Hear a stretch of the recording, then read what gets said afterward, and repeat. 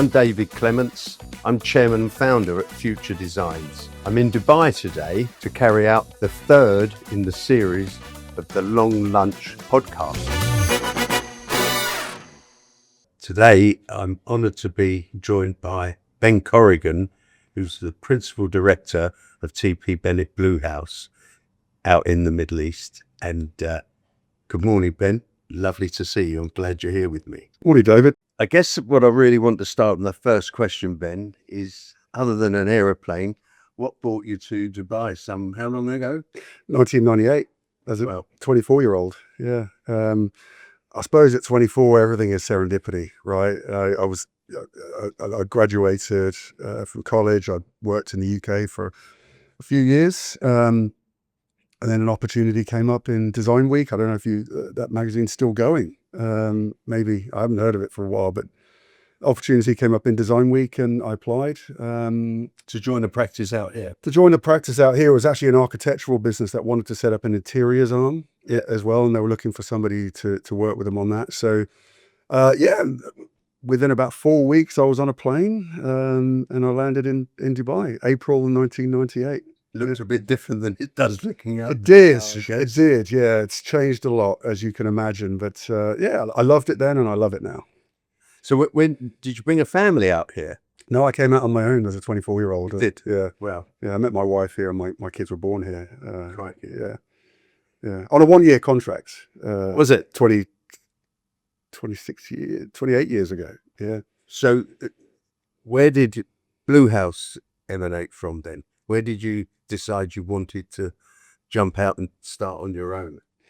Well, I've always been entrepreneurial. Even while I was still at college, I was doing cash jobs for interiors projects as well. And I even had a name for the business, Hybrid Concepts, while I was still at college. And Hybrid Concepts was the big name in nowadays world in cars, isn't it? Yeah, well, yeah, exactly. But that was the name. So yeah, I've always been, and I always had a few side businesses going on. And I came out here 1998. It was still a relative, compared to now, quite an immature market.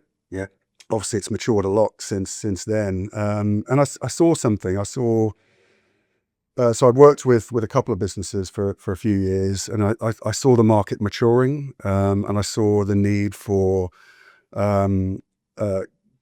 great quality design that really focused on people-centric and technology, being people-centric and technology. And that's where the name Bluehaus is a different story, but that's where the idea came from, that maybe there's an opportunity here to set up a design business. And we established in 2003. And from that day, it's emanated into one of the biggest, most respected architectural interior design practices out here. And of course, you've spread it out into KSA now, haven't you? You're quite established out there in the gold rush, as I call it. Well, yeah, but I mean, for us, it wasn't an accident. It wasn't. Our first project in Riyadh was 2006. Wow. So we'd been there a long time, and it was we'd supported a client here, Barclays actually. We've done a few projects, Dubai, Abu Dhabi, Doha, and then there was a project in Riyadh. And so as is often the case, we sort of found ourselves in Riyadh, somewhat accidental, and thought it's a great market. We delivered a great project there, and we started to get a few more inquiries, and we've got a good team on the ground now. But you're based there now.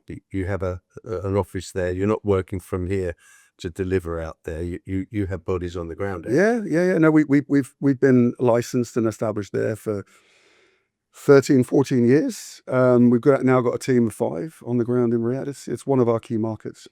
So really, without blowing up your trumpet, as it were, you pioneered. You probably were one of the first to start fit out as such in this part of the world, and now you've taken that skill and ability out into KSA, which is somewhat behind the Dubai and the UAE, isn't it? In its you say that. I mean, in some ways, we have clients, I think, at times that are maybe more progressive in in that market and other markets than maybe here. So I feel like it really comes down to the client. We've got very progressive clients here. We've got very progressive clients there in Bahrain and Kuwait and other markets that we work in. But And some of the same clients, I guess, who yeah, are established here, who want to be established in the growth of. yeah. No, we do a lot of work with repeat clients, but I don't want to be so bold as to say that we were sort of the first, because there were other design businesses. But I do feel what I would like to take some credit for is I feel like we were the first, or we were very early on in our thinking around being people centric.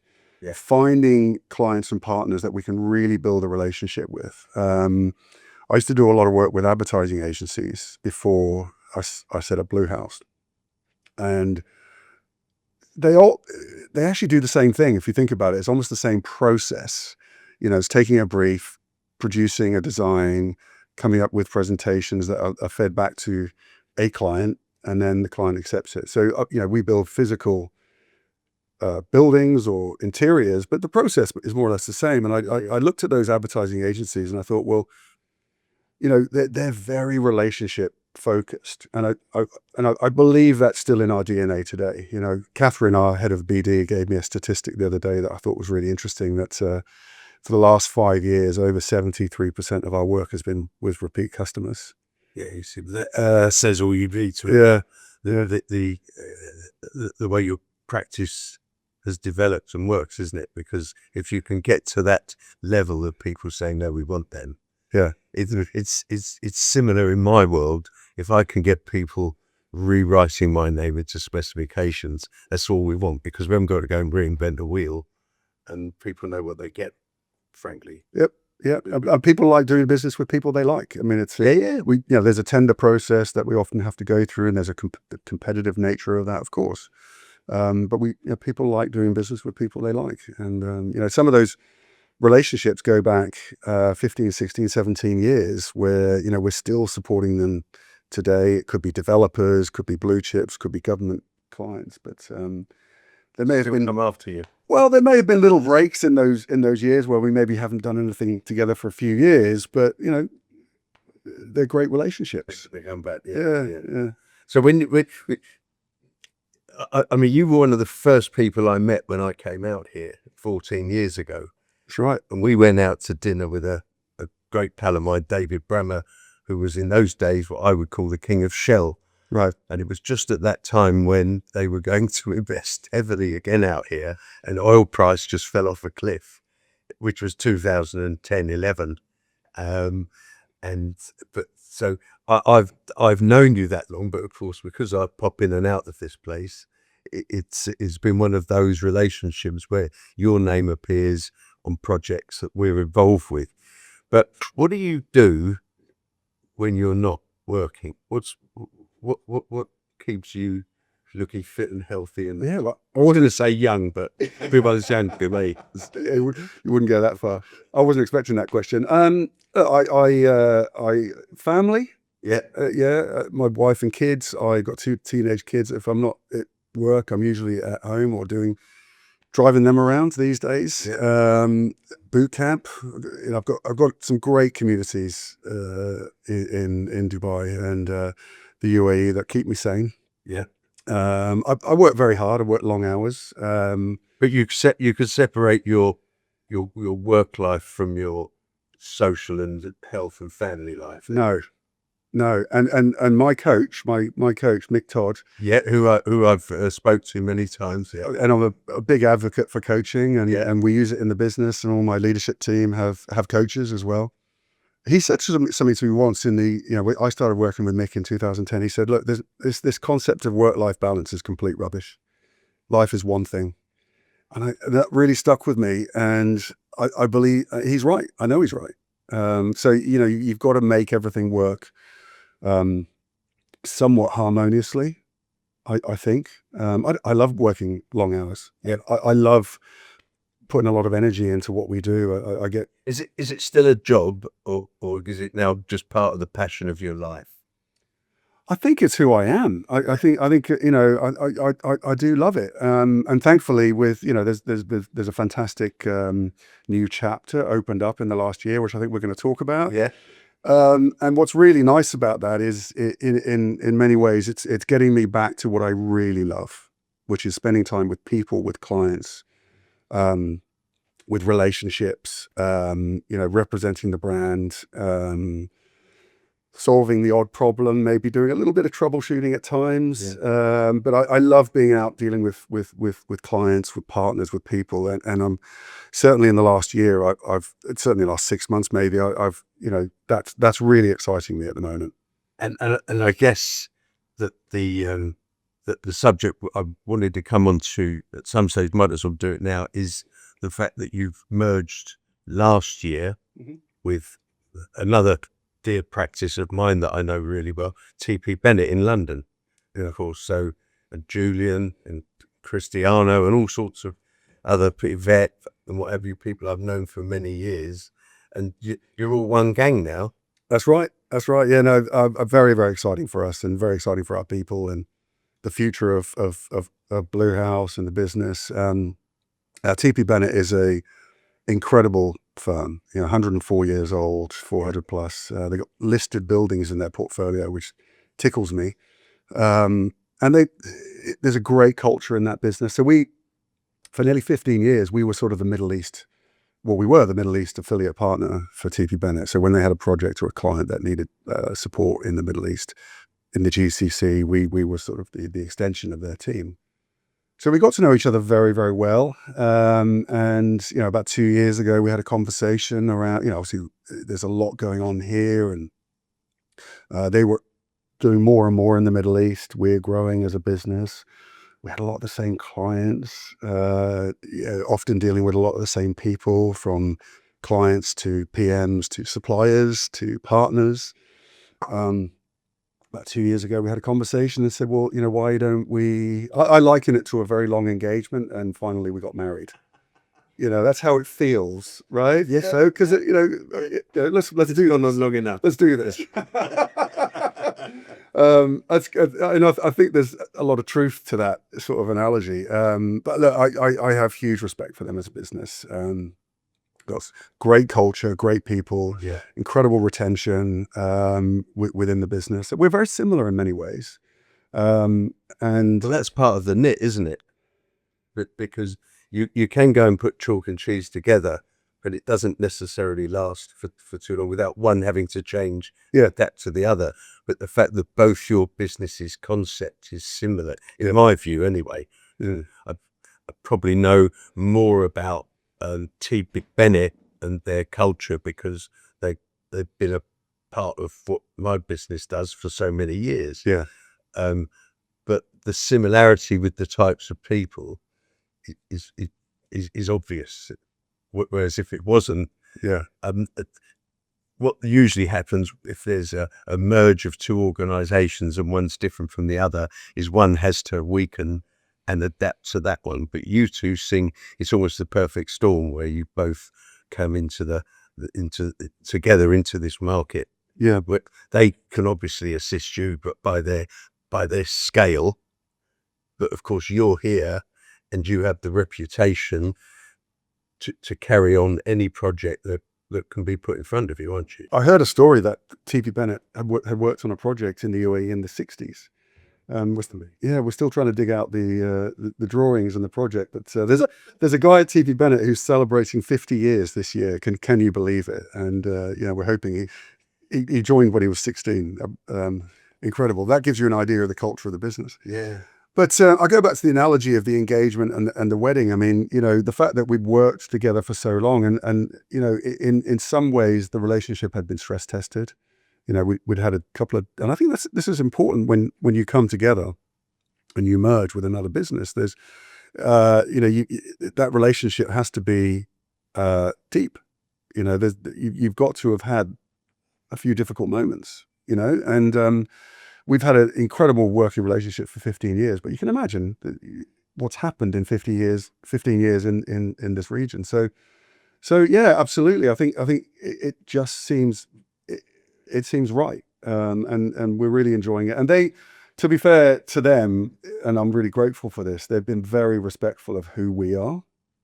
Clearly they're 104 years old. we're 23 years old. So and they're 400 people. We're 78. But I sort of joke they're 104 years old in a country that's 1,000 years old. We're 23 years old. We're nearly half the age of the country. I was going to say, yeah. So They'd have had to start in 1066 or something.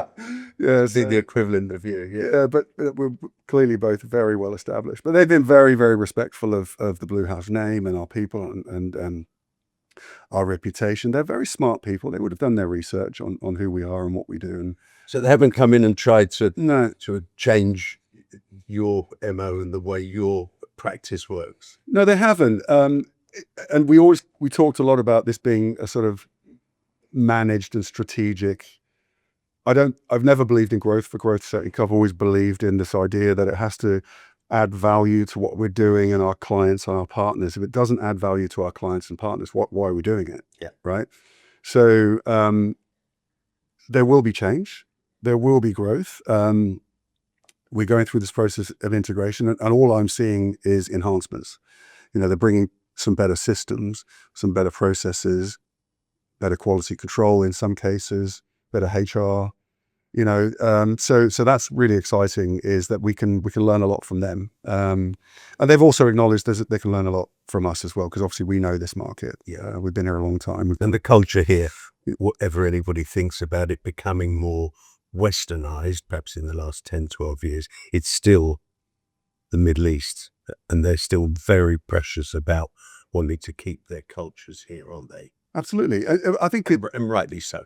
Yeah, it's interesting. Like when we're recruiting these days, I mean, there's incredible talent in the market now of various nationalities and cultures. And it's, I remember 15 years ago, you'd almost always have to look outside of the UAE to bring people in. And nowadays we're seeing fantastic graduates coming through local universities, Emiratis as well, and Saudis in the case of Saudi. So, and that, I think that's fantastic. I think we've got a really diverse group of people within the business, different opinions, different ages, and different opinions. And I think that's exciting. So seeing how the market's matured a lot as well. So we've discussed where you're up to now, and a real quantum leap joining forces with TP Bennett, because you had a business that I wouldn't say I know enough about to say it wouldn't have been a dictatorship, but it was very much Ben Corrigan's practice with some very high quality people around you. But now that's mushroomed into a far greater organization that you're a huge part of. But where do you see the Bluehaus TP Bennett brand next? Where's it going next? Somewhere else in the world? Into different sectors? Where's the plan? What's the plan? So, well, on your first point, I've never looked at it as my business. My name was on the trade license, right? And yet, ultimately, but I feel like, we've invested heavily in culture. We've got a great team, and we've always had a strong leadership team. And I feel like we've built a culture where people felt like it was their own business. And there's evidence of that, right? In terms of our retention and the quality of people we have in the business. And that's quite a statement you've made there. And I know you mean it, because you wouldn't say it if you didn't, but you started something that's become the team's business. Yeah. I've always liked the model of servant leader. Ultimately my job is to serve and create a great environment, make sure we have a great team. And I use a coach, my team use a coach. And I think, I like to think that's why we've got such great retention. There's a number of people that have come back, maybe have gone out into the industry and come back to Bluehaus, and very, very proud of that. So, I never looked at it as a sort of, use the word dictatorship. And I know you sort of smiled when you say that, but it wasn't meant as it was. No, I know. But there you started. It was a dictatorship because there was only one person. No, of course. And ultimately my name's on the trade license. But to your second question, so together we've written what we've called a strategy 2030. Which is really about where we're going to take TP Bennett Bluehaus, The growth plans, managed and structured growth is what we've talked about.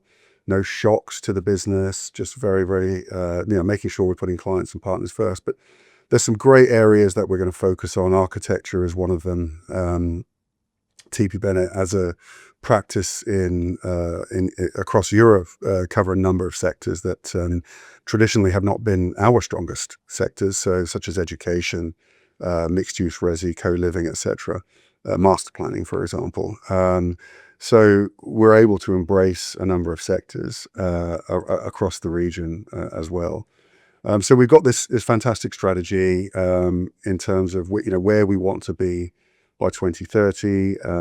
It's very much achievable, and it's really got to focus on the people in the business. We've already implemented a lot of what's in that strategy in terms of between say May last year and where we are today, and where we want to be by say March this year, and then what that looks like beyond there. So, and is that very much an internal plan, or is that something that will be publicized in some form or another? It's internal. Yeah. It's internal. So, and as we know, with any strategy and any plan, they have to evolve. They have to, and they have to be allowed to change, because they have to be allowed to change, and Yeah, situations change, don't they? So, yeah. But you've got to have a plan, right? And it's a good plan. It's well considered, well thought through. Definitely the most detailed and structured strategy plan I've ever put together. It'll enhance a lot of the sectors we already are strong in and we already deliver. And as I say, in many ways, we've already been holding hands on over many, many years, delivering great work together. But it also means we can embrace a number of sectors that are big sectors here across the region, and that from the UK studios, they do very, very well. yeah. So finally, I've got 3 or 4 just sort of quick fire questions for you, and you can pass. Okay. Or you can give me short answers. Had you not got on the plane in 1998 to come here, where do you think you'd be now? Oh, who knows? Who knows? I think I would always have probably started my own business one way or the other. In the same profession? Yeah, maybe. Most likely, yeah, because I was already doing it. As I say, I'd already had a business at college. I think I would have started a business regardless of where I had ended up. I grew up as an expat, moved around the world a lot. So, okay, I didn't realize that. Yeah. I was born in Iran. I went to school in Singapore, went back to the UK, finished college, and so jumping on a plane wasn't such a big deal. No. Even at 24. But yet, I think I would have ended up running a business of sorts somewhere. Next question. You consider the UK, Great Britain, part of you being your home or not? Yeah, absolutely. Yeah. Would you ever see yourself going back there? Yeah, look, I love the UAE. I love the life that we have here. I love the UK. We go back. I go back at least 3-4 times a year now. Yeah. Now, effectively, our head office is in London. I need to go back once or twice more than I would normally. Yeah. For board meetings, and I enjoy getting back. It's still a big part of my life and a big part of my kids' lives as well. Yeah.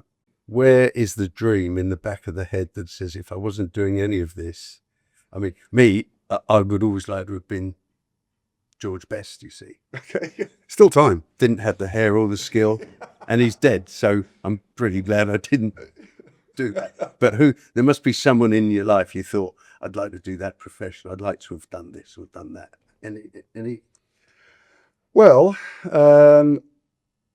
yeah, that's a good question. I do have a few heroes in my life, a few people that I look up to. If you weren't doing what you do, you'd like to be in their way of life. Yeah, I was always a big fan of Richard Branson growing up, and I think he changed. Certainly in Britain, I think he changed.